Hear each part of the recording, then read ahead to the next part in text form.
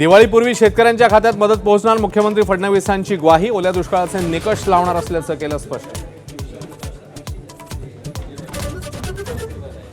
संकटांनी घेरलेल्या धाराशिवमधल्या शेतकऱ्यांना दिलासा. धाराशिवमध्ये कर्जवसुलीला तात्पुरती स्थगिती. कर्जवसुलीबाबत नव्या नोटीसा देऊ नका. माझ्या बातमीनंतर जिल्हाधिकाऱ्यांचे आदेश. आझाद मैदानातल्या चिखलामुळे शिंदेंचा दसरा मेळावा आता नेस्कोमध्ये. पूरग्रस्त भागातल्या कार्यकर्त्यांना मुंबईत न येण्याचं आवाहन. पूरग्रस्तांसाठी मदतीच्या किटमध्ये 26 वस्तू. ठाकरे बंधू एकत्र, दसऱ्याला वैचारिक आदान प्रदान होण्याची शक्यता. संजय राऊत यांचं भाकीत. तर तशी माहिती किंवा आदेश नाही, मनसेचं स्पष्टीकरण.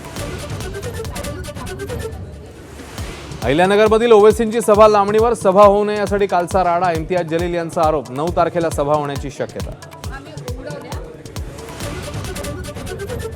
ऐन दिवाळीमध्ये सर्वसामान्यांना महागाईचा फटका. एसटी महामंडळाकडून दिवाळीसाठी 10% भाडेवाढीचा निर्णय. 15 ऑक्टोबर ते 5 नोव्हेंबरपर्यंत भाडेवाढ लागू असणार. बिहार विधानसभा निवडणुकीची अंतिम मतदार यादी जाहीर. निवडणूक आयोगाकडून SIRची अंतिम यादी प्रसिद्ध.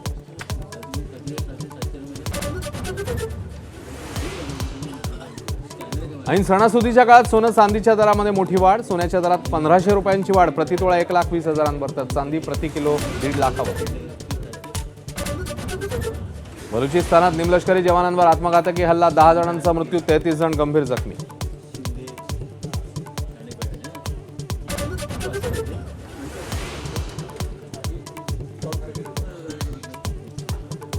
नवरात्रीच्या 9व्या माळेला कोल्हापूरची अंबाबाई महिषासुरमर्दिनी रूपात. तर पंढरपूरमध्ये रुक्मिणी माता झाली दुर्गादेवी. विठुरायाला सोन्याची पगडी आणि धोतर.